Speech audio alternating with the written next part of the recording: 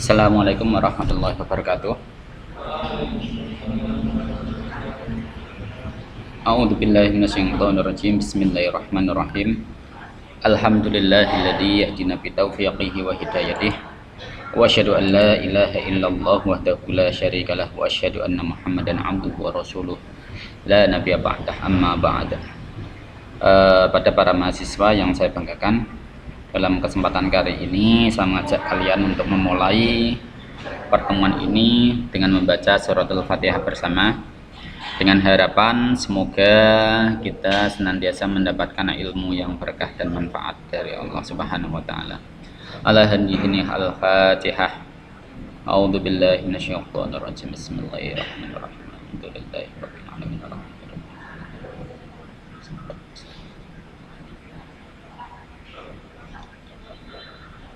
Oke, terima kasih. Gimana kabarnya? Baik ya. Yang di rumah gimana kabarnya?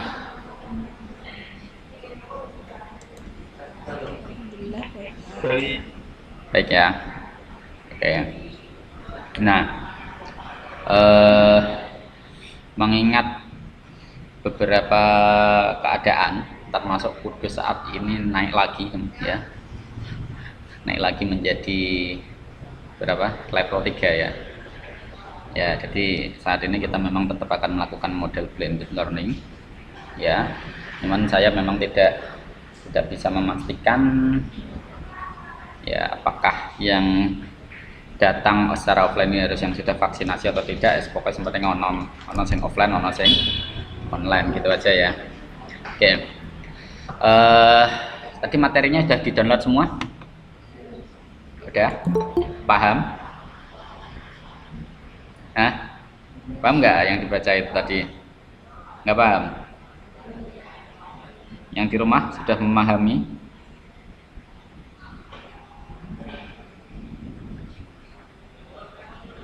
Oke. Silakan di-download aja. Oke. Saya akan membuka filenya. Ya. Jadi kalau kemarin kita berbicara terkait dengan sosiologi, ya, di mana sentralitasnya adalah aktivitas sosial masyarakatnya, ya. Sekarang antropologi itu justru berbicara terkait dengan manusianya itu sendiri, beserta lingkungan-lingkungan yang mengelilinginya, ya. Jadi manusianya sendiri. Misalkan begini, sentralitas fikih itu kan dia akan berbicara pada umat-umat yang terdiri di Arab Saudi, Timur Tengah lah ya. Saya tidak berbicara Arab Saudi karena pada prakteknya Imam Syafi'i juga berinteraksi dengan masyarakat Baghdad dan juga masyarakat Mesir, kan begitu. Lah, jadi fikih yang dibangun itu sentralitasnya memang sentralitas Timur Tengah. Jadi apapun ukurannya, kebanyakan dia memang menggunakan ukuran-ukuran Timur Tengah. Oke, di mana Timur Tengah itu sendiri dia dilalui garis khatulistiwa, oke? Sepakat ya? Soalnya nanti misal saya akan ngambil contoh terkait dengan masalah puasa. Ya, masalah puasa sama masalah waktu sholat. Ya, mungkin di Indonesia sama, dia juga mendekati masalah khatulistiwa. Jadi masalah sholat di Indonesia itu tidak jauh beda dengan masalah sholat yang ada di Timur Tengah. Coba dalam masalah lain, misalkan Pak, apa Pak contohnya? Contohnya misalkan masalah zakat. Manusianya di sini sama manusia yang ada di Timur Tengah juga berbeda. Misalkan dalam aspek pekerjaan, kalau di sana ada tambang bukan aspek pekerjaan lah, zakat pertanian dulu ya, juruk ya, pertanian. Hasil alam yang dihasilkan di sini di Indonesia dengan hasil alam yang dihasilkan di Timur Tengah itu sangat berbeda. Kenapa zakat tidak menyinggung pada persoalan apa misalkan yang kene komoditas yang anu apa kedelai misalkan. Kan ada ya orang yang mendapatkan menghasilkan kedelai ya. Di Arab ada enggak kedelai? Paling kan yang dibicarakan apa? Kurma sama gandum sama anggur. Sempat ada zaitun juga ya toh. Oke. Lah di Arab sendiri misal pun tidak pernah memikirkan terkait dengan zakat tambang. Ya, karena di Arab saat ini kan sumber daya tambang tambang minyak bumi maksud saya, ya, minyak buminya kan sangat gede ya. Tapi di dalam persoalan zakat saat itu kan belum dibahas. Ya.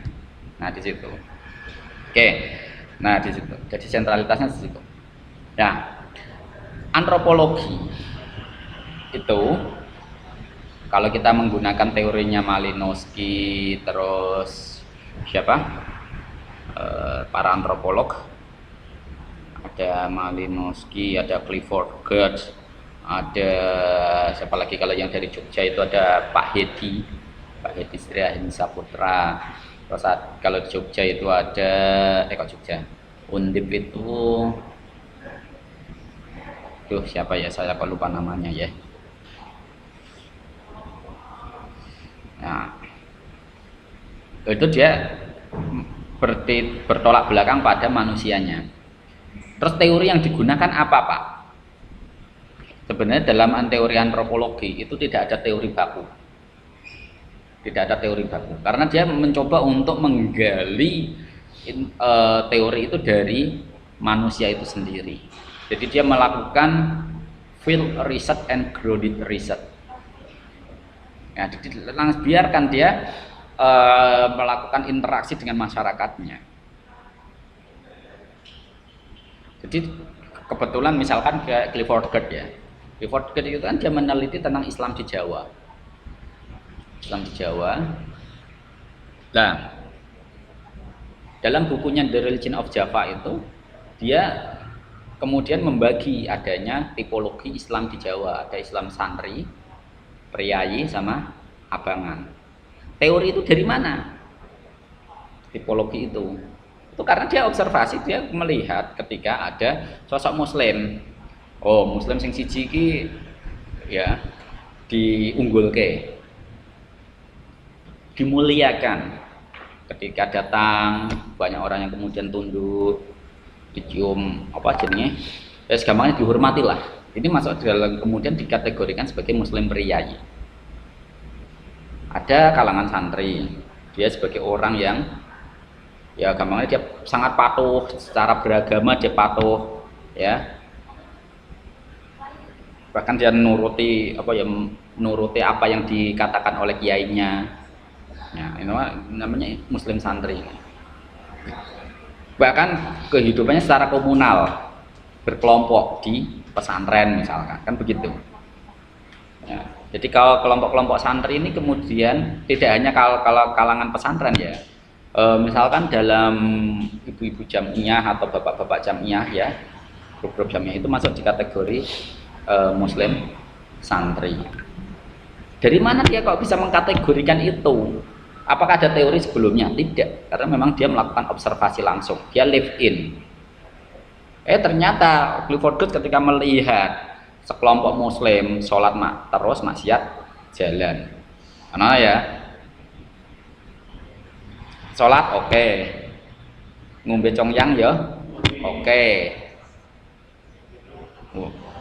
Padahal ngene, jadi sudah tahu, oh kayak gini. Berarti kemudian dia kategorisasikan sebagai muslim abangan. Nah, ini yang dilakukan oleh Clifford Geertz, dan ternyata temuan dari Clifford Geertz ini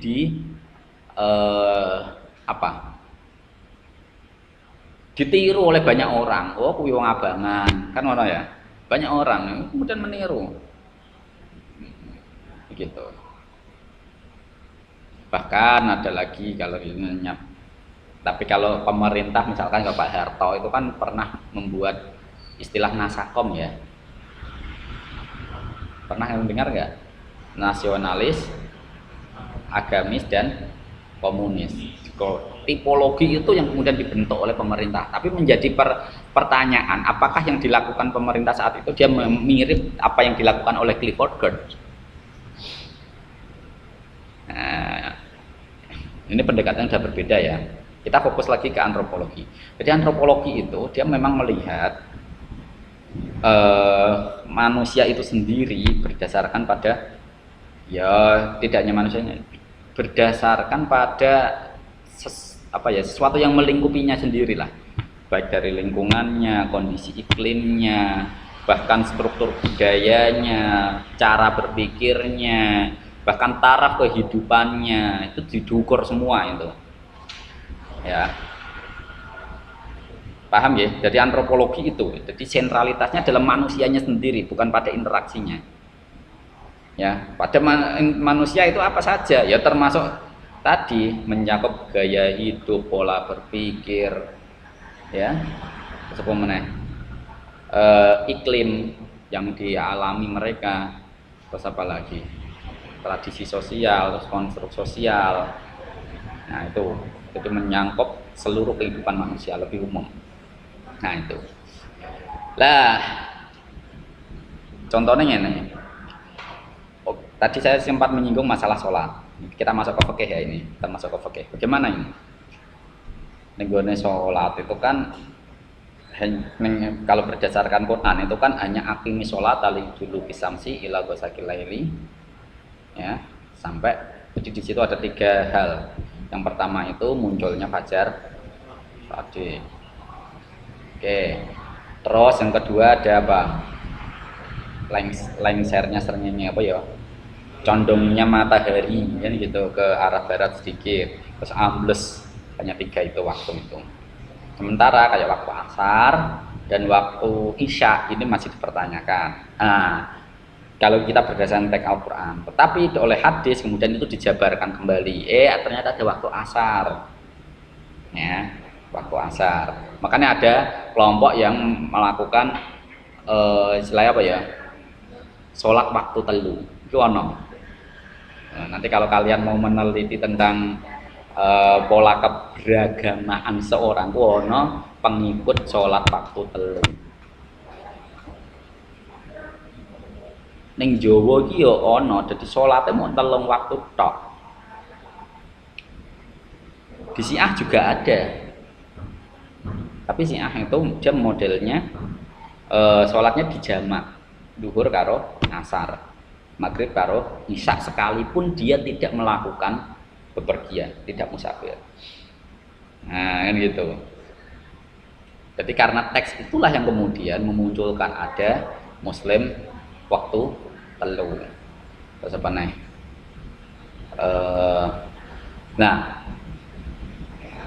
antara Arab dan Indonesia ini waktunya agak stabil, ya stabil waktunya. Coba ketika kalian menjadi Muslim di Eropa misalkan, atau Muslim yang kebetulan memiliki di daerah, yang hidup di daerah yang memiliki 4 iklim, pas rodok mendekat ke arah kutub lah misalkan. Oke, bisa saja waktu isya yang nek kene iki panjang, paling panjang ya waktu isya, bisa saja di sana itu malah justru paling sedikit. Ya, ukuran nek kene sholat subuh itu misalkan, itu kan mulai dari munculnya fajar shadiq sampai apa? Munculnya srengenge, ya kan? Munculnya matahari. Nek wis sak penggalah itu jenenge wis waktu duha. Lah nek ning kutub ya kira-kira waktu itu lama apa sedikit? Bisa saja lama, bisa saja sedikit. Bahkan nek waktune malam terus piye ring salat duhur. Lah, ini kondisi masyarakatnya sudah berbeda. Ini kita baru berbicara terkait dengan iklim. Ya, terkait dengan iklim loh. Jadi yang mempengaruhi baru iklim, belum sampai masalah paradigma masyarakat. Baru iklim. Bahkan struktur sosial masyarakat misalkan. Mungkin kalian hidup di negara yang mayoritas muslim, melakukan sholat, terus melakukan aman ya, aman-aman saja ya. Mau melakukan sholat Jumat ya bisa saja ya, tapi siap waktu bisa ya. Pokoknya sholat Jumat ya pas nggak semua ada masjid semua kan gitu. Terus Arab apa? Arab zakat, seluruh wong muslim sebagai apa jenis mustahik zakat, gampang ya, gampang ya. Coba ketika kalian hidup di Eropa misalkan, yang minoritas di sana muslim itu, makanya sempat misalkan Tareq Ramadan itu membuat buku tulisan berjudul Western Muslim and the Future of Islam. Saya punya bukunya itu. Jadi dia itu menginginkan begini. Jadi saya itu bagaimana mau menjadi muslim yang baik di Eropa sekaligus menjadi warga Eropa yang baik. Sementara warga Eropa itu belum begitu akomodatif dengan Islam. Hanya beberapa negara saja yang saat ini sudah mulai akomodatif dengan Islam. Iya caranya, apa mau ibadah belum begitu bebas seperti mereka-mereka yang hidup di negara muslim. Ya toh? Di Arab sholat apa lurus jamaah misalkan. Ya kayak jemuan sing harusnya mau 40. Kalau mengikuti madzhab Syafi'iyah kan. Wong kono apa jemuan piye? Ora sida jemuan toh akhirnya. Terus piye carane? Karena konteks kondisi iklimnya sudah berbeda dia. Masyarakatnya sudah berbeda. Kulturnya sudah berbeda. Paradigma yang dibangun juga sudah berbeda. Masyarakat Eropa paradigmanya berbeda. Eropa paradigma yang dibangun adalah industrial.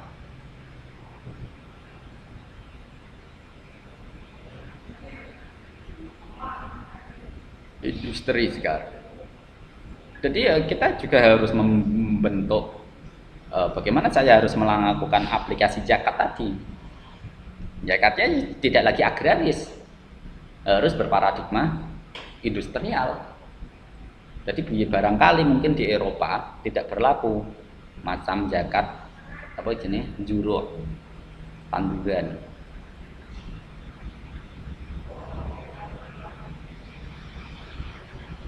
Ya misal berlaku masih bisa berlaku ya, misalkan kayak kan ada ya dia memang mengembangkan industri pertanian ada, jadi dia menggunakan pengolahan pertanian model ya dengan cara modern lah, sudah sangat modern.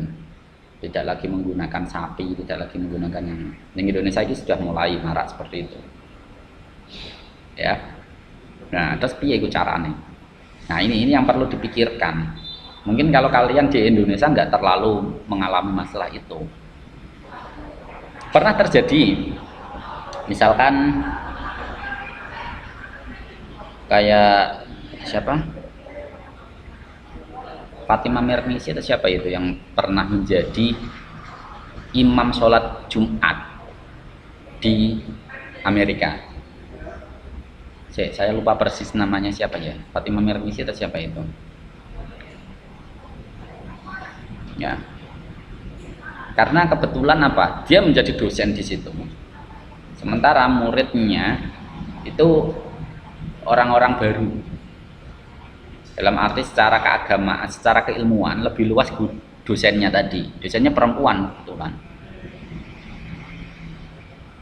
Wah, murid-muridnya wong anyar ya. Kon maca Fatihah wae tok ijeb lega-legu. Ya, mbok nek mahasiswa Hafiz ini ya. Saya yakin sudah fasih ya. Fasih pakai short. Jadi nggak bermasalah. Jadi secara pengalaman ilmu memang lebih banyak dosennya saat itu. Lah syarat imam kan kudune sing dia memang menguasai tentang ilmu agama termasuk masalah fasih, terus masalah yang lain-lain ya. Lah dia menjadi imam dalam sholat Jumat. Saat itu juga banyak diprotes orang. Alasannya apa? Gak layak seorang perempuan mengimami seorang laki. Ya itu memang argumentasi yang dibangun semacam itu.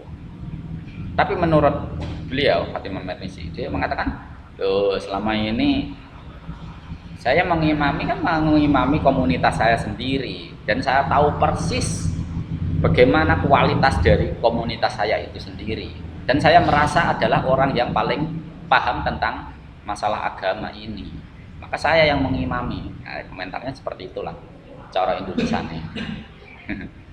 Kan seperti itu.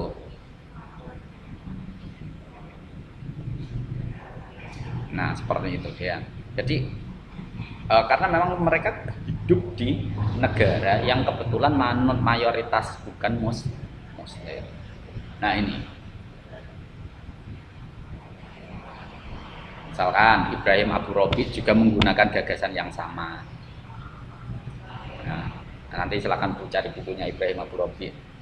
Terus siapa lagi ya? Jadi harus ada penyegaran terhadap fikih.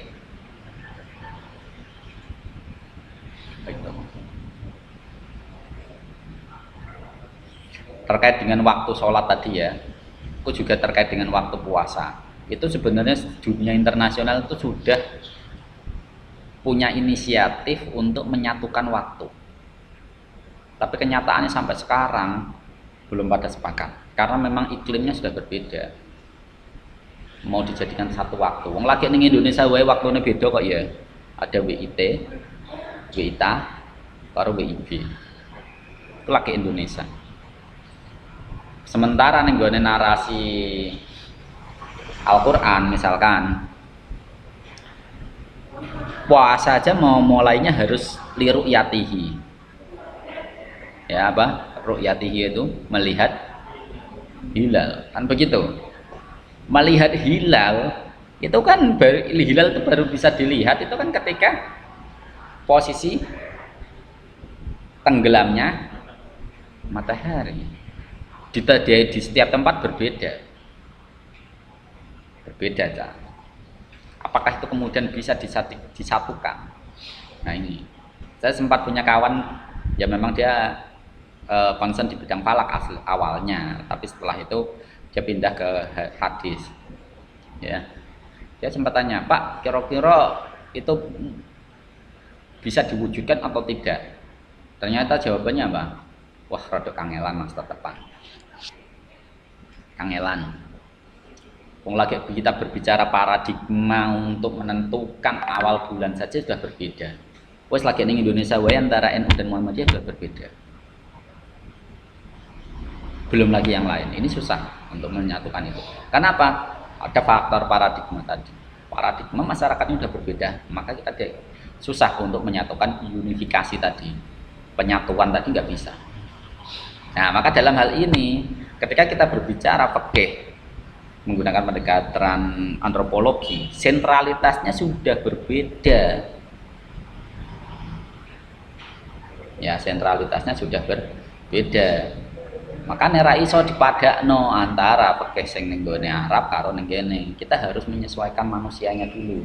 Bagaimana paradigma yang dibangun oleh masyarakatnya. Nah, seperti itu.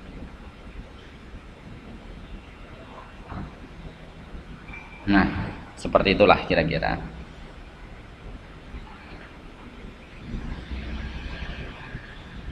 Oke, sampai sini ada yang ditanyakan sebelum saya lanjutkan? Tak ambil saya.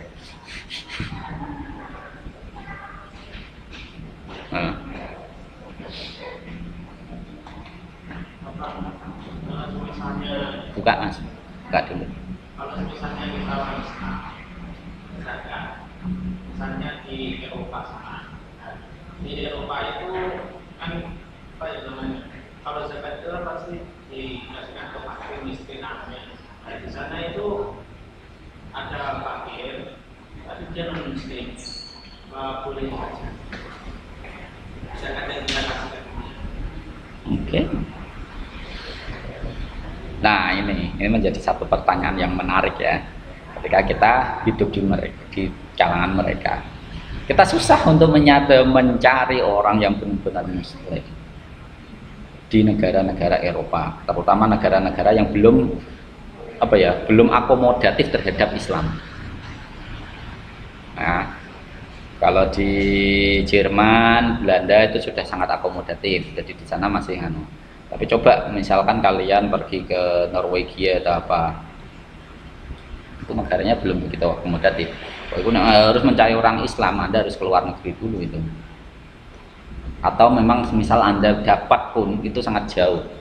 Terus piye? Saya tetap melakukan zakat atau tidak? Mungkin saat ini kita mungkin masih bisa ya, dalam arti kita mencari apa jenenge mustahik zakat secara online. Tapi ini dirupakan misalkan ya, ternyata yang kalian mau sampaikan ke zakat fitrah, iya caranya ngakek online. Nah misalnya kene nganggo kutul bilat ya, kutul balat atau kutul bilat ya.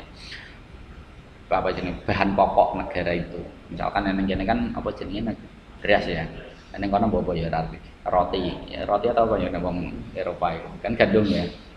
Arab zakat fitrah gandum kemudian secara online, karena orangnya jauh kan nembok ternak dewe kan mungkin loh. Paketan misalkan, ya sah-sah saja sih sebenarnya. Tapi ada cara yang lebih efektif dan efisien. Misalkan kita rupakan berupa uang, kita tinggal transfer, itu kan bisa menjadi solusi. Untuk saat ini, kenapa kok begitu? Karena memang konsep transfer ini itu belum ada dalam paket klasik. Wong lagi penemuan transfer kan lagi baru-baru ini ya, perkembangan teknologi itu. Nah ini yang perlu dilakukan penyegaran. Makanya misal di dalam bukunya fatwanya Yusuf Al-Qaradawi diperbolehkan saja zakat fitrah menggunakan apa jenenge maliyah yang diuangkan. Dan itu akan lebih produktif. Kenapa? Kan yang tahu kebutuhan mustahiknya kan ya mustahiknya itu sendiri. Mbok kei beras tapi ra mbok kei lawo. Bukan mangan mentahan ngono kuwi. Nah, ini yang sering terjadi. Nah, Arab zakat fitrah kalian zakat fitrahnya mau beras tok ya. Ya toh? Ora tahu mbok kei duit kanggo tuku lawo.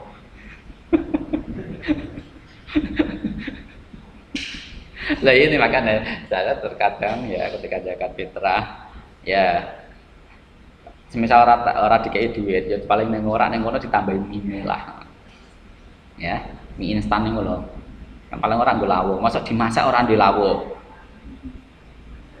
ya nek saiki kan masalahnya nek wong-wong dhisik ya aja dodoyan, nek wong saiki ra lawo ora kaya ora gelem mangan ya toh, wong lawe wae milih-milih tempe apa iwak pitik kan ngono. Lah, nek kaya ngono kan akhirnya terkadang kita nggak tahu sesuai dengan apa yang ia butuhkan saat itu. Nah, maka kemarin memang ada apa jenenge wacana untuk mengalihkan zakat yang asalnya zakat konsumtif itu dialihkan menggunakan paradigma produktif, bukan zakat konsumtif lagi. Jadi bagaimana itu bisa menjadi produktif zakat itu? Karena fungsi zakat awalnya kan untuk mengentaskan kemiskinan, dan juga kemiskinan itu kan menjadi penyebab utama kesenjangan sosial. Awalnya kan itu. Jadi benar kesenjangan sosial adalah antara si miskin dan si kaya. Ini untuk kita menggunakan teorinya Syahrur, ya batas minimalnya kan sebenarnya kita mengeluarkan benda itu kan nggak ada batasannya, bebas sebanyak-banyaknya boleh. Nah, tapi karena dasar manusia itu terkadang agak eman-eman dalam arti pelit untuk mengeluarkan, ya, maka dia harus dipaksa untuk mengeluarkan dengan cara apa aja? Zakat. Maka dalam pandangan Syahrur batas minimal adalah zakat, batas maksimal adalah sedekah. Karena sedekah nggak ada batasan minimal toh, seagak-agak toh. Tapi karena untuk memaksa benar orang itu mau mengeluarkan bagian dari hartanya itu, maka dia harus zakat. Disinilah usaha untuk meminimalisir kesenjangan sosial. Coba perhatikan di lingkungan masyarakat kalian, wong sing breh dermawan itu lebih disukai masyarakatnya, ya toh. Sementara orang-orang yang pelit mesti dirasani kan. Pakai ngomong nek ana rapat RT usul, tapi ketika kon urunan berkelah terus misalkan, Sering terjadi nggak kira-kira kayak gitu? Nah, ini untuk meminimalisir kesenjangan sosial. Maka biasanya yang bos-bos, wong dermawan, itu dia lebih akrab dengan masyarakat lingkungannya. Tetapi wong sing rada pelit, tertutup, bahkan kadang diinteng-inteng, diteni kok tak maling kan ngono ya. Nah, ini karena urusan kesenjangan sosial. Nah, jadi zakat awalnya untuk itu. Nah, tapi kalau ternyata bersifat konsumtif, ya tetap sing asale miskin ya tetap miskin. Karena apa? Pemberian itu hanya bersifat konsumtif, langsung dimakan habis. Ya toh? Nah, maka dalam hal ini terkadang kita punya inisiatif untuk bagaimana agar zakat itu produktif. Sekarang sebenarnya beberapa badan amil zakat, misalkan Lajismu atau apa, itu sudah mengarah ke sana, memberikan arah ke zakat produktif. Misalkan hasil dari itu kemudian dijadikan modal sebagai apa ibaratnya badan usaha, ya, badan usaha. Dimana keuntungan nanti bisa dirasakan oleh si penerima tadi. Apakah harus bersifat seketika Pak, produktif yang bisa dirasakan seketika Pak? Tidak harus, bisa saja investasi, semacam investasi. Misalkan, kan kadang ada beasiswa Lajisnu atau Lajismu ya, itu bagian dari investasi SDM itu. Oke, kamu saya kuliahkan dengan dana dari zakat ini, itu bagian dari investasi SDM. Ben sing asale ra iso kuliah, ben iso kuliah, sapa ngerti ning kuliah ning gone kampus sing bergaining misalkan. Itu bagian dari apa? Zakat produktif. Beda nek mbowekno harus keluar 2,5% dari seluruh dari nisabnya. Dah dikekno bariku dienggo jajan. Produktif enggak kira-kira? Kecuali memang si mustahik tadi dia apa ya, punya inisiatif untuk menjadikan itu sebagai modal yang lebih produktif misalkan. Nah, itu kan lebih enak. Nah, ini jadi terkait dengan paradigma juga mempengaruhi Mas. Ya, paradigma masyarakatnya juga mempengaruhi. Nah, seperti itu. Ada yang lain? Silakan Mbak, tolong dibuka dulu. Saya terkadang gak begitu dengar dengan seorang yang ngomong menggunakan masker.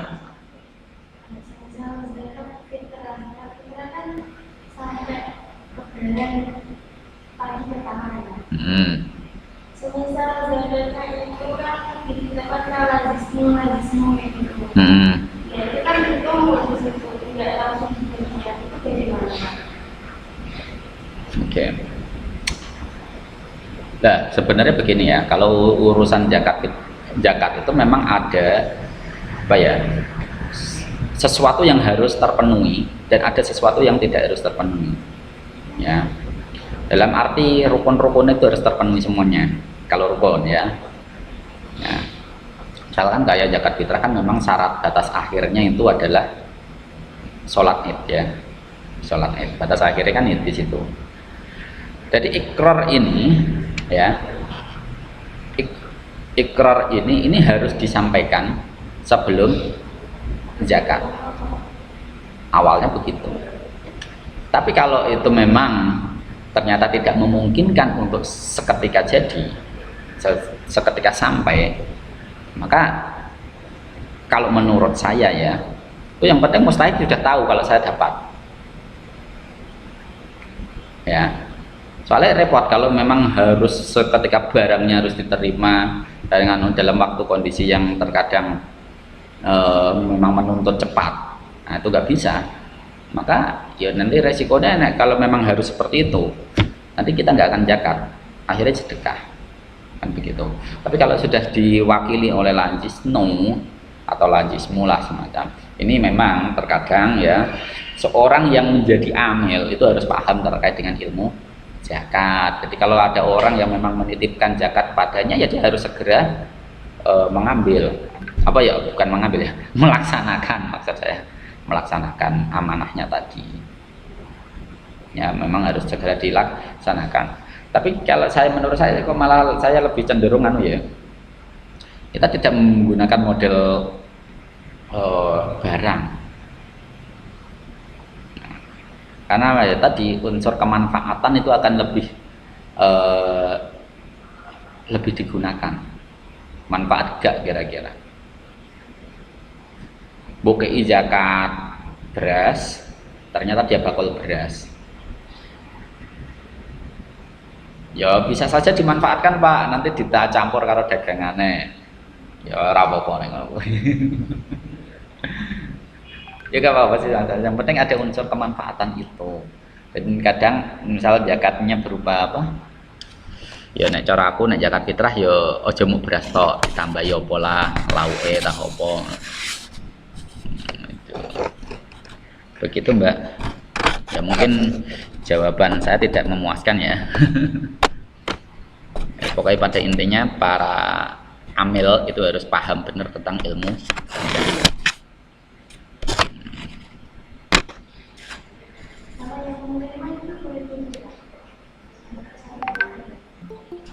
Double dari siapa maksudnya?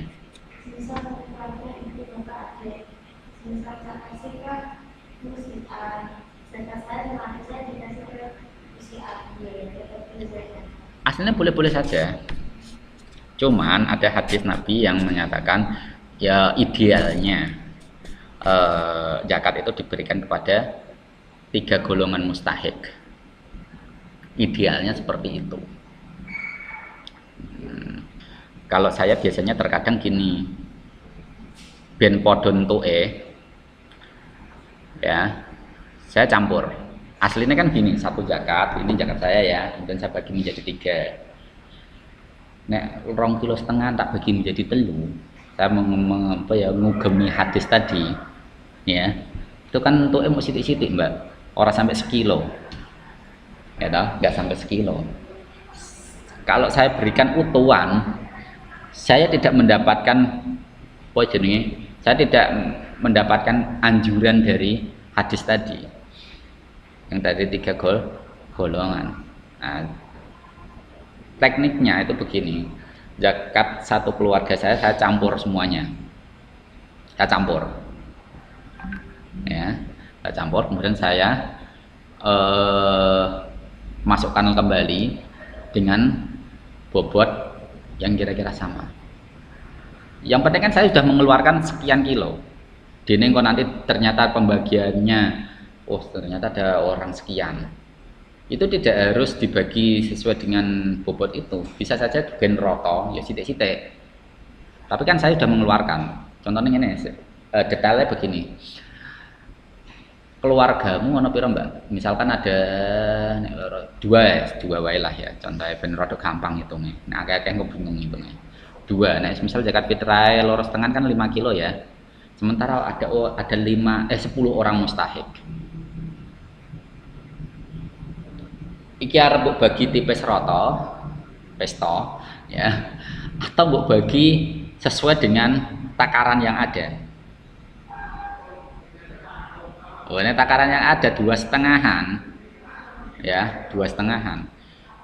Berarti ada 8 orang yang tidak akan dapat, hanya 2 orang.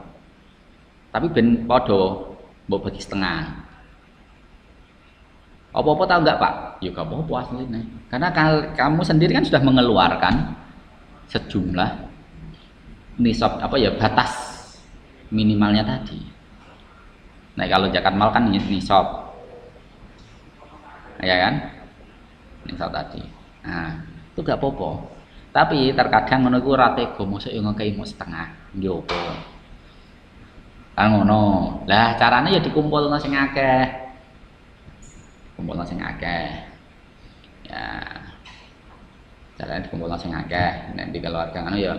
Nek aku biasanya sing arep, Mbak. Pokoknya tak campur, setelah itu tak bagi sing arep tak weki wong pira lah kuwi. Kira-kira macem lah. nek kurang lah. Ya biasanya sih kalau karena sih tak imboi ya, biasanya tambahi sokor ditambahi lauknya kan gitu. Raketan mong uyah kan ben rasane asin ya. Ya raketan uyah. Nah seperti itu. Jadi sebenarnya semangat zakat awalnya itu untuk menghilangkan kesenjangan sosial. Semangat awalnya itu. Dengan cara apa? Ya kalau kita karena memang ada kalau nenggone dasar teologis itu kan sering dikatakan hartamu itu ada sebagian dari hak orang lain kan seringnya seperti itu. Itu sebenarnya prinsipnya untuk apa? Menghilangkan kesenjangan sosial. Mbok yo sing bagian ini ikut kei no. Nah, di situ awalnya memang begitu. Nah, karena ketika kalian sudah mengeluarkan hak-hak mereka, maka itulah Anda sebagai ibaratnya Anda telah membersihkan diri. Kan itu bahasa teologis memang. Ya, bahasa teologis memang seperti itu. Itu kalau saya sebagai kiai ngomongnya akan ngono mesti. Ya, itu bagian dari untuk menyucikan diri. Karena apa? Zakat itu akhirnya kan berawal dari kata-kata zakat. Ya, apa artinya? Membersihkan. Makanya ada istilah tazkiyatun nafas. Kata apa? Tazkiyatun nafas itu membersihkan jiwa, ya kan? Apa lagi istilah? Halijaka, namung Jawa akhirnya kali jogo. Ya. Itu kan membersihkan keadaan, tingkah. Ya. Nah, seperti itu.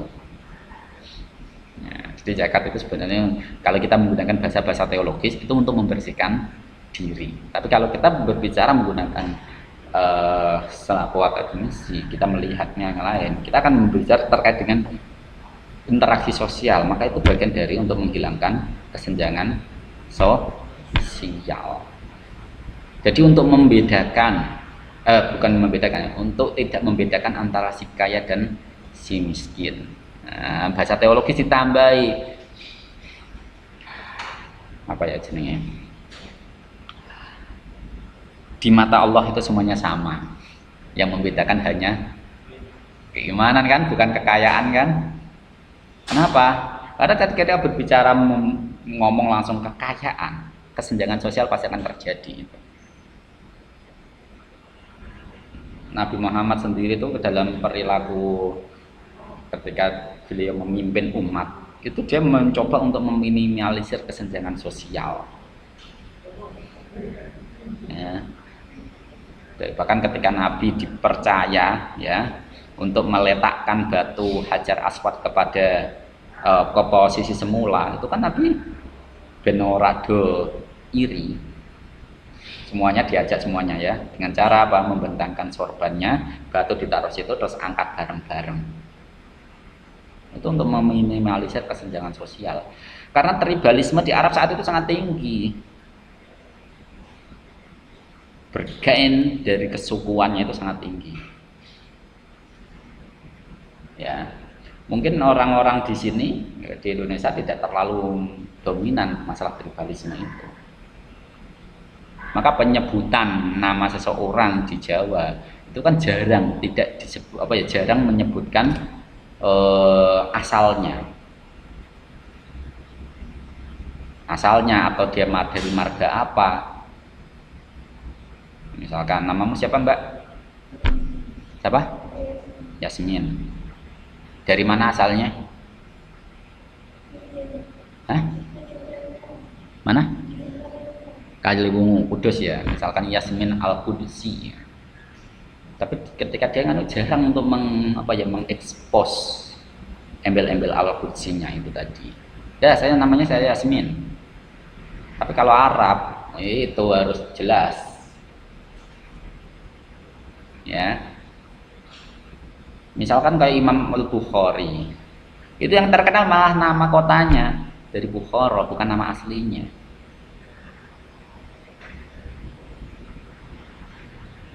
Misalnya Imam Syafi'i, yang terkenal juga nama marganya, bukan nama aslinya.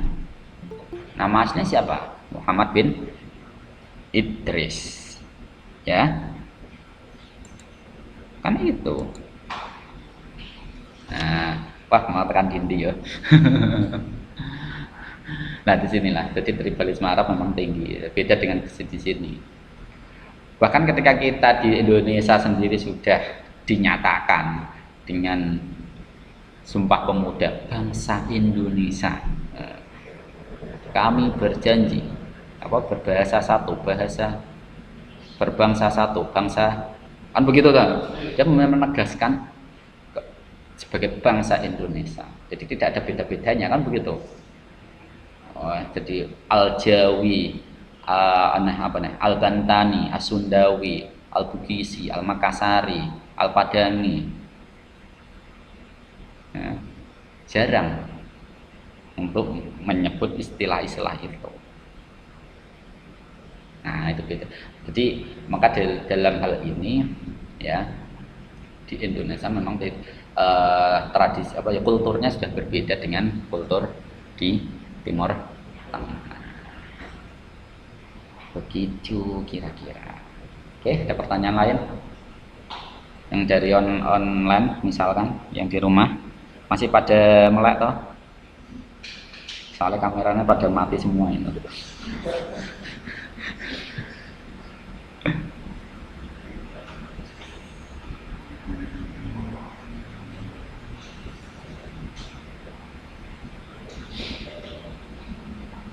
Sampai konsep untuk menelurkan usul fikihnya saja sudah berbeda loh ya.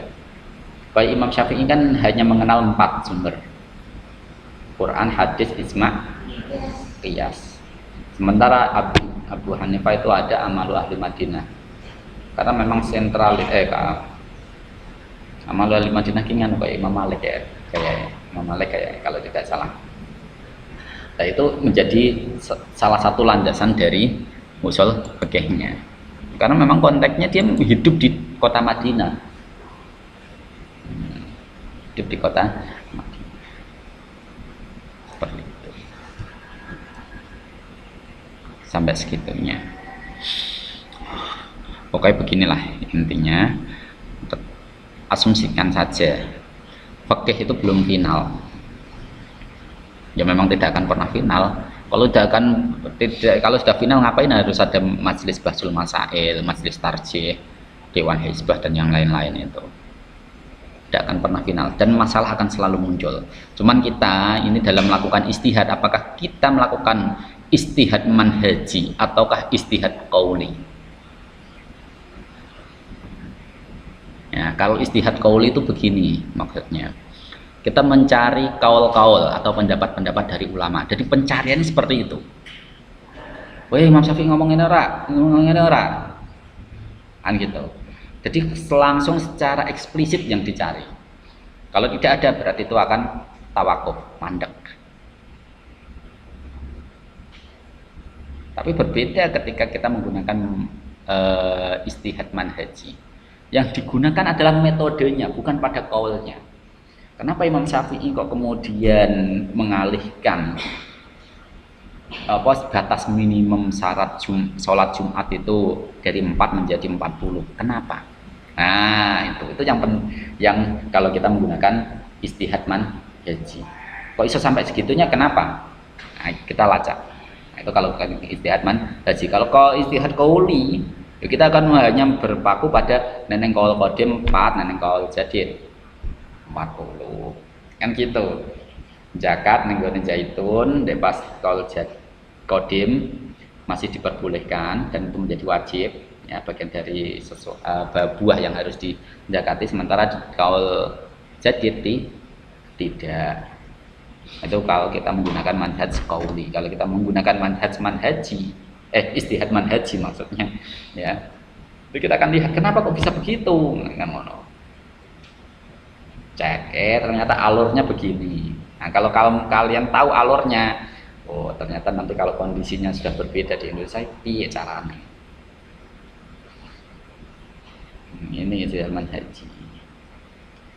Paling dasar apa? Ya usul fikih tadi. Nah, usul fikih itu sebenarnya sudah ada rumusan awal Kita tinggal mengembangkan. Imam Syafi'i, usul fikihnya dia berdasarkan Quran, hadis, ijma', qiyas. Lah dalam proses mengijma'kan itu bagaimana? Bagaimana proses mengkiaskan tadi? Itu kan juga sudah melalui metode. Ya, melalui metode. Begitulah kira-kira. Aduh, kesel ngeri ngomong. Ya, silahkan. Ada yang punya pendapat? Ayo cek-cek yang di rumah. Kalau ada punya pendapat atau punya gagasan apa-apa, silahkan dimunculkan.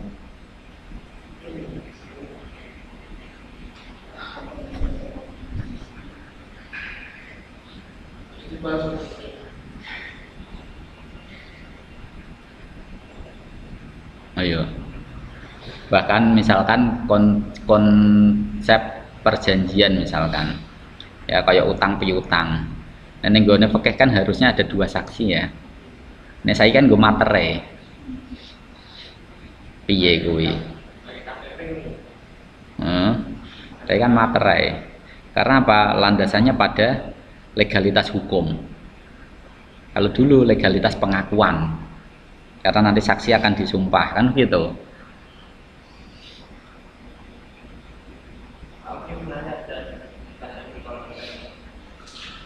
Alam chat.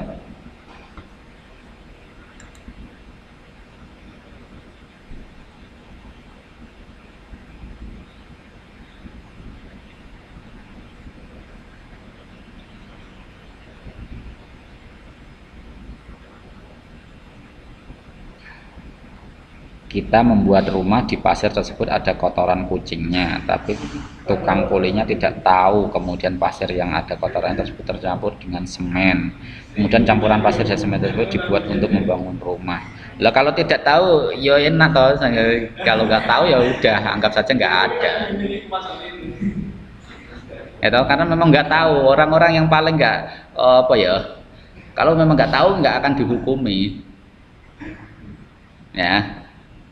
Orang yang nggak tahu itu nggak dihukumi. Misalkan kayak kalian sholat nih di daerah yang memang benar-benar asing buatmu. Kemudian Anda menghadap ke timur misalkan, wes selesai, ya wes sah, kan gitu. Kecuali kamu tadi meragu, iya ya, tiba-tiba nama saya ngelengke, wes bar, ya kudu nembaleni. Nah gitu. Makanya pentingnya kalau nggak tahu ya udah nggak tahu. Kalau kamu tahu, lah kau iya ora boleh elengke kan ngono. Pokoknya enak, pokoknya agar orang-orang yang nggak tahu ya nggak dianggap ngono. Enaknya ngono. Jadi termasuk apa ya, goflah.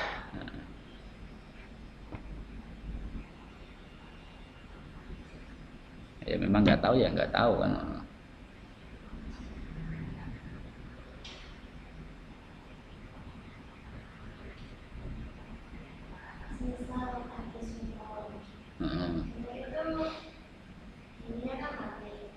Apa? Sumur atau sumur dulunya mati dan sekarang masih menyumber lagi. Tapi di sumur itu dulu itu dibuat pembuangan sampah, terus sampah, terus drainase sekolah dan lain sebagainya. Untuk wudhu di situ air sumur tersebut boleh nggak? Nah setelah itu kamu bersihkan nggak? Kurasek nggak? Kan tadi belum sudah ada di atasnya kotoran. Iya. Kan persoalannya tadi kan pertanyaannya kan semisal ya. Ini benar-benar terjadi atau tidak kan gitu. Kalau memang terjadi, ya. Kalau memang benar-benar terjadi, itu begini. Kira-kira sampah itu bisa menjadi penghalang sumber air nggak itu? Biasanya ya sumur itu akan kembali normal itu apabila sudah dikuras, diresiki. Saya pernah mengalami hal itu. Kebetulan tetangga timur rumah saya, dia gaya rumah, gaya sumur, gaya sumur, belum sempat ngasih apa jenenge bis, ngerti bis nggak? Tapi saat itu dia menggunakan bata, ben ora jugruk. Lah, urung sempat kayak ngono ana udan deres gede. Wambrol sumure. Wah. Lama-kelamaan ya ora ndang digarap meneh. Gak digarap meneh gara-gara ora ndek duit intine kan ngono. Akhirnya malah dibuang sampah.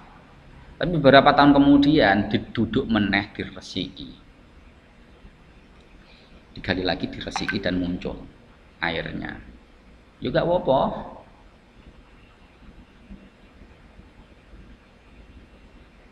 Enggak apa-apa. Karena dalam proses air itu kemudian nyumber lagi di situ itu sudah mengalami penyaringan, Mbak. Enggak usah ada-ada. Konco-koncoku sing daerah Undaan itu, ya, saya pernah di daerah Wates ya. Temanku itu banyune kan ambune ora patek ngono, Mas. Ora patek enak. Produk piye ambune? Ya. Dia kemudian menyaring air itu, nyuling, ya ana ijo, ana pasir, ana apa meneh. Ya.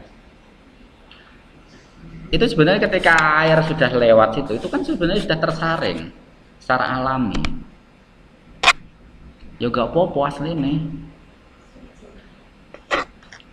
Gak usah jauh-jauh. Peceraian, misal kamu punya peceraian ya Mbak, itu kan sebenarnya airnya udah kotor ya. Peceraianmu itu cedak ke sumur gak? Jauh. Oh, sudah menggunakan pump. Saya masih menggunakan sumur ya Pak, yang peceraiannya. Nah, peceraianmu ada ke sumur gak Mbak? Jauhnya berapa?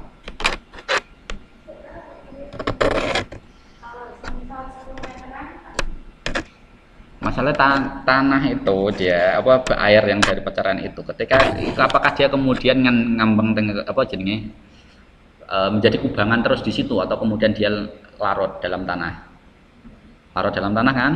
Lah kemudian larut dalam tanah itu kira-kira bisa bercampur dengan sumberan tanah yang di bawah enggak? Bisa kan? Tapi posisinya sudah bersih kan? Tidak menjadi peceraian lagi kan? Makanya ini kalau kalian membuat sapi tank misalkan, ngerti sapi tank ya? Nah, itu biasanya kalau membuat sapi tank kan biasanya apa jenenge? Pinggirnya kan dikasih ijo. Ada ijo, ada pasir, ada apa lagi itu.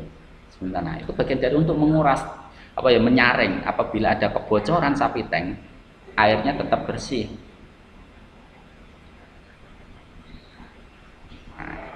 Nah ini jadi ibaratnya apa? Sanitasi ya. Jadi sanitasi lingkungan itu juga penting. Kita harus berpikir itu.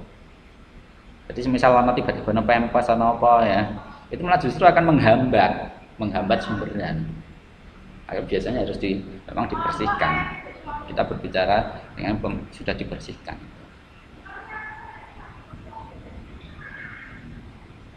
Nah ini, gitulah ya, paham ya? Oke, yang lain. Oh, itu sing repot iku nang nggone kota besar kono Semarang kuwi. Peceraiane wae ireng banget. Nganggo sumur, apa nganggo pam, ambune pam wis mampu kaporit. Nek rumahmu pakai pam di mana daerahnya? Mana? Ngendi yo? Jepara favoritnya nganu enggak? Apa jenenge? Nyolok enggak toh? Untuk daerah-daerah yang agak tidak terlalu kota besar itu favoritnya enggak terlalu enggak. Yang Kudus saya juga punya pam, juga punya sumur. Apalagi pam Simas kan ya ngambil dari situ sendiri ya. Nah, itu pam air kaporitnya juga tidak terlalu parah, tapi coba nih di kota Semarang. Masya Allah, lagi dibuka wes ketara mampu apa jenisnya, mampu kaporit. Coba pas neng Karimun, neng Jepara ya. Neng Karimun itu banyunya serba kaporit tuh ya. Serba kaporit sampai mendem aku.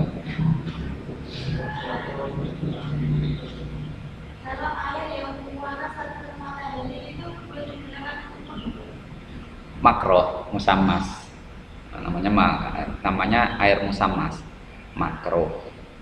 Boleh kalau memang nggak ada yang lain. tapi makro. Soalnya kan gini Kak, kalau saya kan airnya panas gitu. Semisal saya dingin, jadi saya membandingkan air itu gara-gara meningkatnya, supaya tidak bisa mengujikan air yang makro gitu. Wong sebenarnya kalau saya melihatnya itu makronya karena memang apa ya, kurang baik untuk langsung kita kena panas itu. Ya kulit itu langsung kena panas yang menyengat, itu memang kurang apik Mbak. Ceritanya gitu awalnya. Nah terus memang kenyataan terjadi seperti itu. Bener kamu badirake barang, ya kamu ambil ember yang lain toh. Ember urip gesek sampai nek wis ora panas. Nah, ditutup, yang ember tadi disingkirkan untuk nanti kebutuhan yang lain kan gitu. Tapi kan kalau di ember kan ya ada tutupnya kan bisa aja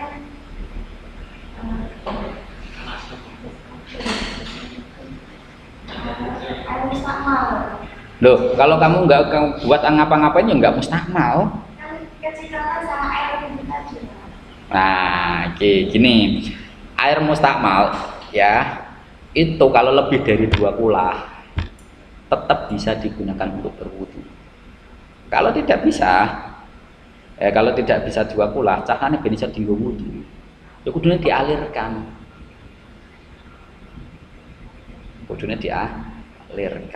Caranya gitu Mbak.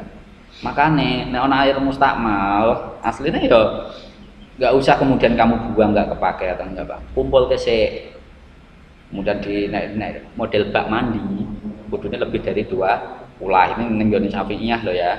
Ning Syafi'iyah begitu. Makanya coba lihat ning pondok-pondok sing klasik sing masih menggunakan model jeding. Ngerti jeding enggak? Ya. Iku nek mustakmal terus ra iso dienggo, ya wong lagi dienggo sekali ya wis ra iso dienggo wudu, aja. Nah, kenapa kok dia kemudian tetap dienggo wudu bolak-balik? Sampai terkadang nek ana sing budikan siji melu nyebar budikan kabeh. Karena apa? Konsep mustakmal itu kan kalau dikurang dari 2 kulah nggak boleh kalau luwih kan oleh, makanya dikumpul kayak wae ngono lho. Oke. Wae, makanya sekarang pondok-pondok yang model sudah modern, dia sudah mengenal teknologi.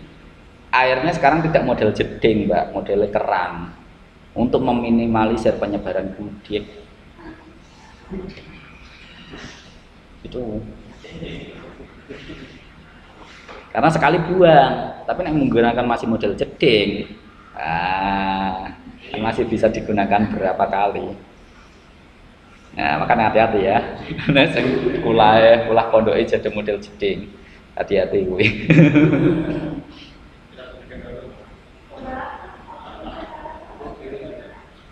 Ya, biasanya banyak. Meskipun terkadang para santri itu ngomongnya ngene, mondok ora gudiken ora mondok kan ngono.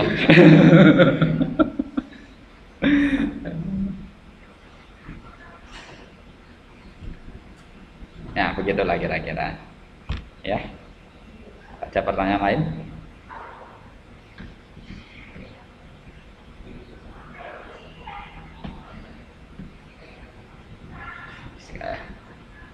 Pondok mana Mbak sampean yang masih pakai jeding?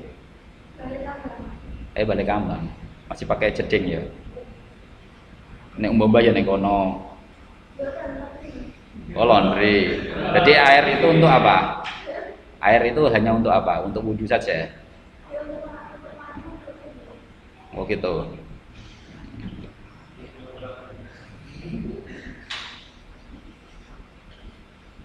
Beberapa pondok sudah menggunakan model nyanu. Jadi bak mandinya itu tidak di bak mandi nyanu enggak. Jadi langsung pakai bak mandi atas. Jadi ibaratnya kayak tandon air ke bawahnya yang dikulah. Kulah itu orang nganggo jeding, tapi nganggo ember. Jadi ember. Jadi misalkan dia enggak nyaman mandi pakai keran, ya sudah ada kok ember sik cedui, kobar ya wis buang kan ngono. Memang harusnya begitu untuk menjaga kebersihan. Tapi saat ini kita kok ora nek cara santri sing ngluthuk. Nek ora gudiken ora pernah mondok. Itu kesannya. Itu juga menjadi kesan buruk loh nih catatan Clifford Geertz. Jadi kalangan santri itu kurang bisa menjaga kebersihan. Catatannya Clifford Geertz begitu.